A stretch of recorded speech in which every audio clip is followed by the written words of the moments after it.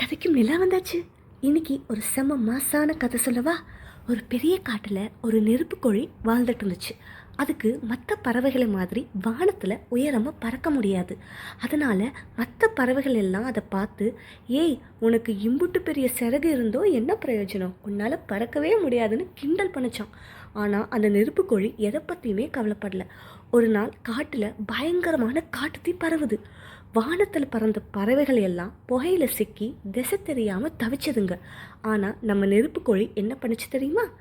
மற்றவங்க கிண்டல் பண்ண சிறகுகளை வச்சு காற்று வேகத்தில் தரையில் செம கெத்தா ஓடி புயல் வேகத்தில் அந்த காட்டை விட்டே தப்பிச்சு தன் உயிரை காப்பாற்றிக்கிச்சு. நம்மள பல பேரும் இப்படித்தான். மற்றவங்க பறக்கிற உயரத்தை பார்த்துட்டு நம்மளால் அவங்கள மாதிரி வர முடியலையேன்னு கவலைப்படுறோம். ஒன்று நல்லா புரிஞ்சுக்கோங்க, மற்றவங்க வானத்தில் பறக்கலாம், ஆனால் நீங்கள் தரையில் ஓடுனா புயலே ஜெயிக்கிற அளவுக்கு பலம் கொண்டவங்க. உங்ககிட்ட இருக்கிற திறமை தனித்துவமானது.